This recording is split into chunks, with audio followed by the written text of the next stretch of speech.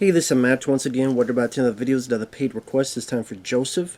Thank you so much for that. For those interested in requesting any type of videos, topic, tier list, review, re-review, reaction, commentary, what have you, feel free to send it either directly to my PayPal or join my Patreon. Both links are down below in the info box. Now, this is part of the Young Indiana Jones show, which I did not grow up watching. I knew of the show. I knew that Sean Patrick Flannery starred as a young Indiana Jones. And if I understand, they kind of went from when he was a little kid, then the Sean Patrick Flannery. I don't know if it's like they went back and forth, back and forth. And then at times in the original airing, there was an old Indiana Jones with an eye patch. And he was like 80 years old. And then I guess when these got re-released, they cut that stuff out. And there's one or two episodes where the wraparound had Harrison Ford himself. One where he's like driving in the middle of a chase and he's kind of, this is what happened before. One is like a blues where Harrison Ford has like a saxophone as Indiana Jones. So I'm not that knowledgeable on the show. But then what I understand is that later on they would take like two episodes and they put them together and make these movies. So for example, Treasure of the Peacock's Eye. Now, I think I've reviewed one of these episodes before. And this one I didn't mind it. I didn't mind it. From what I understand, people who are hardcore fans of the show, they say that this is the one that's the most feeling like the movies. Because it does have that adventure quality, treasure hunting, tombs. In this case, you got Chinese pirates, you got headhunters, all that stuff put together. And I can appreciate what they could do for a TV show. There's some pretty decent, impressive explosions and effects work, and the fact they're able to show this variety of exotic locations on a TV budget, probably thanks to George Lucas. And Sean Patrick Flannery does pretty decent as a young Indiana Jones. And overall, I mean, I don't agree with one person who said, this is better than Temple of Doom. I'm like, whoa, whoa, whoa, whoa, whoa, whoa. Let's park it right there. It's not better than Temple of Doom. I guarantee this is better than the new Indiana Jones film. I'll give you that. But I don't think it's better than the first four Indiana Jones films with Harrison Ford. I just don't. I just don't know if I would be a gonzo, gun-ho fan of the show. But like I said, I did not mind this just called movie. Premise of the story is that Sean Patrick Flannery as the young Indiana Jones and his buddy Remy, who's he's a Belgian guy who they became friends, and in a way, Indiana Jones got into the World War I trenches because of his friend. His friend wanted to fight, and Indy tagged along. So as the movie begins, they're in the trenches, they're looking for this guy, they have orders that this guy might be dealing weapons with the Germans. They look for the guy during the trenches, the guy is shot, and his last words are the eye of the peacock. You gotta go get it. He's trying to get it. You gotta do a word of warning. And then the war is over. And then they're trying to figure out what to do afterward. So they go home to see Remy's family. And Remy, I don't want to be too harsh, because Sally, his co-star, the Belgium, I forget the actor's name, who played Remy, he passed away quite a few years ago.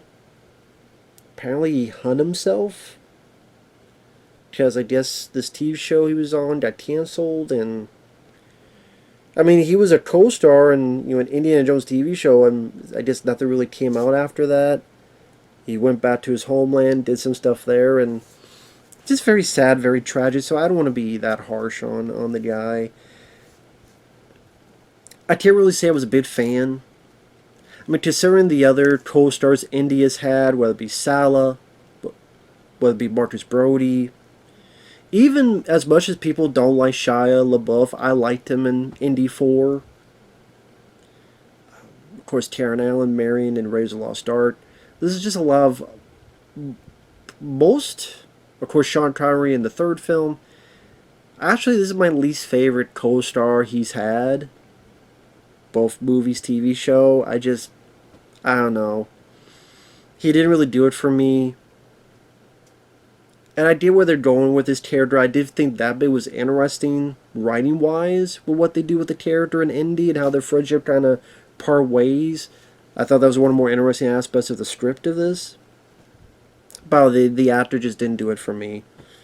I just didn't think he was that funny. I think at times he was kind of just there, and I kind of went, can it just be Indy by himself? But I get it. So after the war's over, they go see Remy's family. Remy kept this treasure map that this guy in the trenches had on him. And Indy looks into it and realizes it might be dealing with this diamond that's dealt with Alexandria the Great. And so Remy's very gung-ho. Let's go find this. It could be a treasure hunt. Remy's wife is very, very hospitable because she gives them her grandma's jewelry to be sold.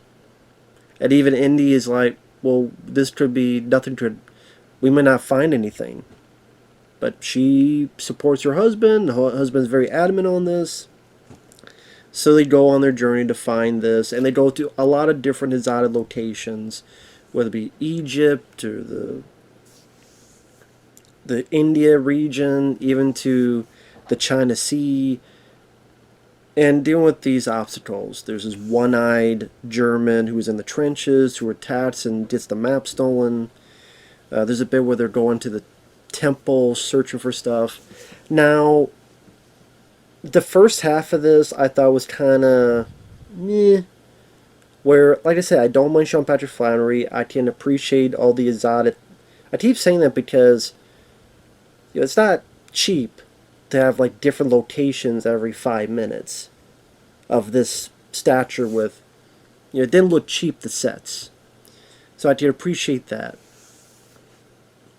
It's just, it still has that TV flavor and feel, which is understandable. Even in the temple setting, it still feels like a TV show. Although they did the best they could. And I don't know, just for me, if it's Indiana Jones, it's gotta be big screen quality or nothing at all. I know that's not fair, but I'm not fucking fair. I don't know what to tell you. So, other than liking Sean Patrick Flannery, other than appreciating the sets that they built, listen, I wasn't big on Remy. You learned a little bit about Alexandria, but nothing that really piqued my interest that much compared to the Ark of the Covenant or the Holy Grail or such. It's like, okay, it's a diamond, Alexandria. Some people looked at this guy as a god. I just didn't find that as fascinating as other items of history. I would say when they got into the China Sea, that's where it got more intriguing. I would say that's when it kind of made me start to like the film as is. Because the ship gets attacked by Chinese pirates, and Indy's fighting this guy, and it's a very elongated fight, although Sean Patrick Flannery trying to do martial arts, I will say, maybe fucking laugh. He's trying to do these tits, and I'm like, dude, man, you're not Bruce Lee, you're not Jean-Claude Van Damme, and also, I don't remember Indiana Jones knowing martial arts. Although, by the way he's doing them, I don't think he knows martial arts either. I think Indy thinks he knows martial arts. He just... he thinks he knows more than what he could do. Which is like, why is he even attempting to do these kind of... Like, he tries to do like a somersault, but he kind of falls a bit. He's trying to do these roundhouse kicks, but they seem very clunky. I'm like, why even do that? Just have him be the brawler, and he's able to be like maybe a boxer type or something, or just a brawler type. Like the guy tries to tip, he punches the guy's leg, or to do an ode to later, the guy's doing these martial arts and then he finds something, shoots him. Or he's doing those martial arts, he's not winning, so he just done. I would have been happy with that, but I will say I got a bit of smirk and chuckles out of it, and that's when it really kicked in high gear. And I will say for this film, it kind of gives you a little taste of everything: archaeology, temples, again, pirate ships, shootouts, explosion, island headhunters, a little bit of taste of everything. So that's for me. It has a little bit of that Indiana Jones flavor compared to seemingly other episodes. And again, more spoilers. There's some surprising stuff. That's why the second half interests me even more. For example, this lady who you think maybe will be a love interest or something, while they're on the pirate ship, they're trying to get this box that was found. And, well, I don't go over the place. One thing that surprised me was, I'm thinking the one-eyed German guy is going to be the villain for the entire thing. No, he's dead halfway through. I went, kind of anticlimactic. He's kind of built up to be this big villain, and he's screwing over Indiana Jones here and there. There's a point that he kicks the two of them into this pit, and they've got to climb out of it. But then they find him and just find him dead in a room. So I'm like, okay, that's a bit anticlimactic. And then the box is supposed to have this diamond is gone. And apparently this lady took it, and she's like, well, he was going to kill me, so I killed him first. And that's where you get into the China Sea and the Chinese pirates, and they take the box. So they get on a boat, they chase after the Chinese pirate ship. They get in.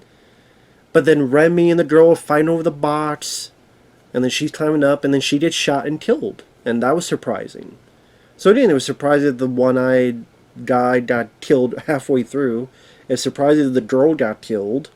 Didn't see that coming. Part of it is Remy's fault. That's why another thing why I didn't like the character. Because they're both struggling over it. If you just left it alone, maybe she could have lived, but because you were fighting with her like a little kid, she couldn't get out of the way in time and got shot.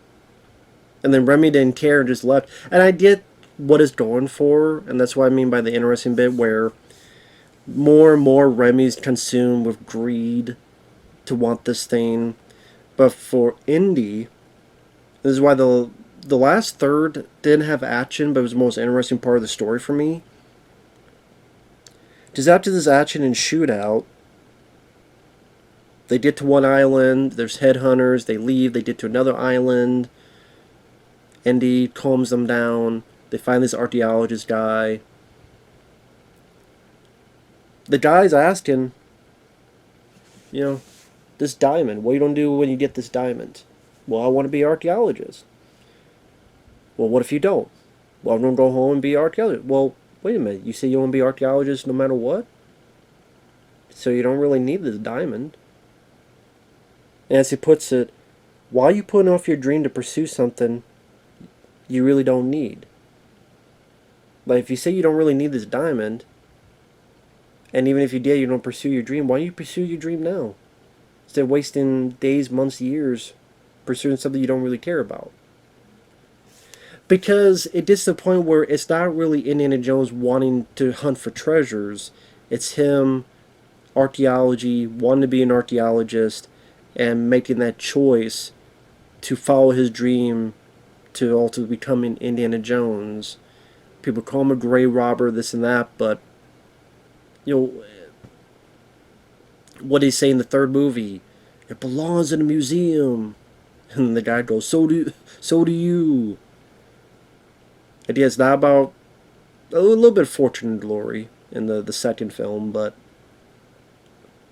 still the history, that's what matters to him the most. And so that's when him and his friend make a sort of impasse where his friend is very gung-ho. In fact, they open up the box, spoilers, and there's a stone in there, not the diamond, and it's clues leading to maybe another where the diamond is, and Indy's like, I'm done. What are you talking about? You're giving up? This and that? You'll make a mistake. And Indy wants to go home and follow his dream, and this guy's going to go on and find the diamond. Probably never did. Because I was told, and apparently rumor is, this diamond is the same diamond in Temple of Doom. You know, the diamond that he gets from Lao She. And then that diamond gets lost during that fight anyway. Although I thought Willie got it and put it in, but I think he got loose again. So that diamond's still lost. If that's the case, then Remy never found that diamond, so who knows what happened to that character, if he just went and died, or his wife definitely never saw her money back from that jewelry sold of her damn grandma's, if that's the case. So I don't know if that's true, but I've heard that the diamond in Temple of Doom is actually the Peacock's eye. And whether that's true or not, I don't know, but that's what I've heard. And if that's the case, then Remy really never did find it, so that's actually kind of depressing.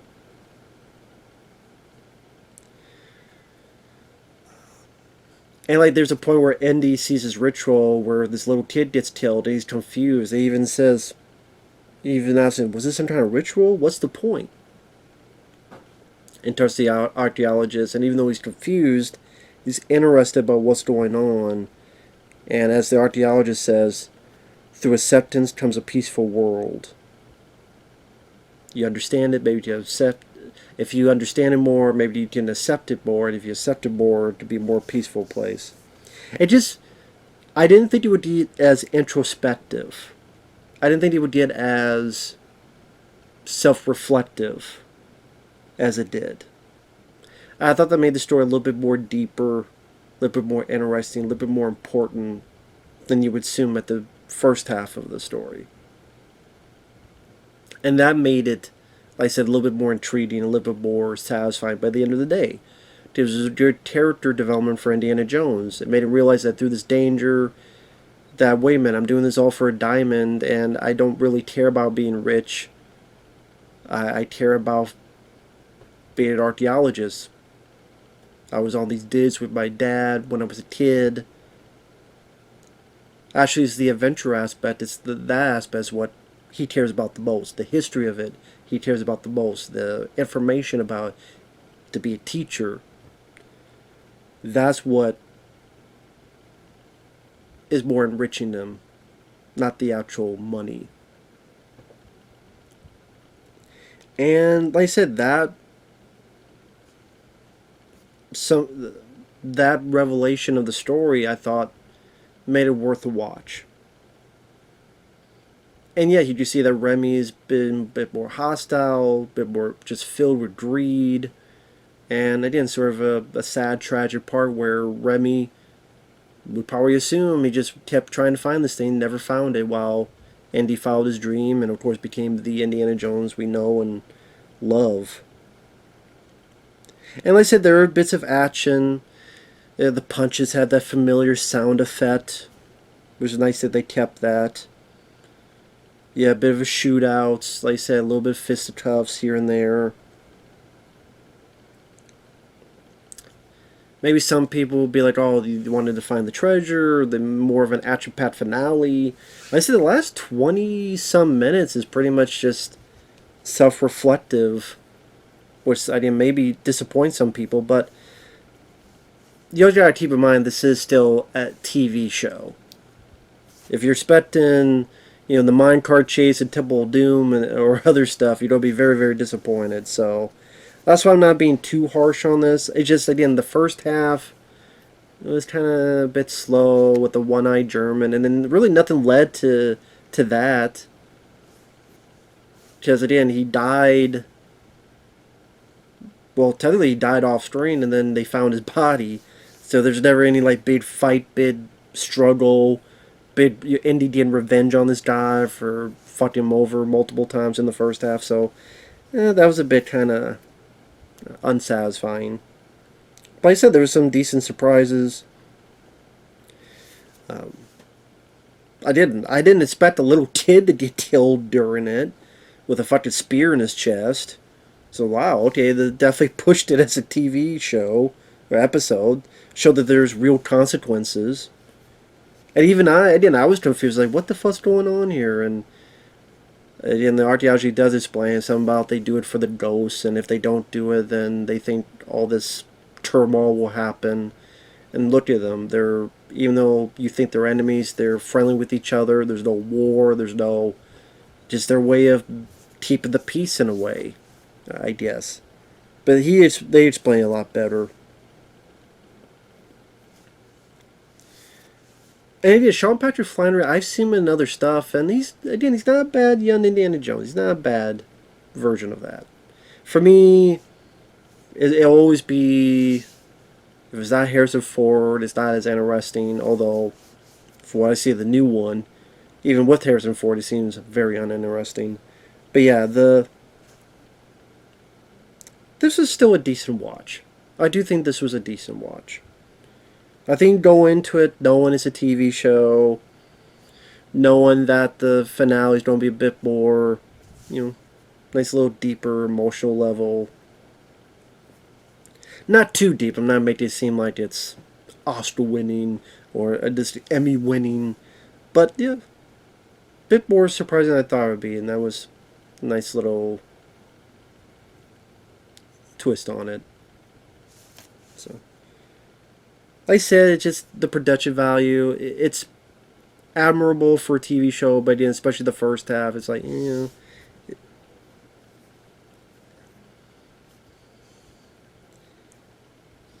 it's like the action is alright at best, that kind of thing. Nothing monumental for me, at least. But still, like I said, worth a watch. But thanks for watching. Take care, and we'll see you guys later. Bye bye.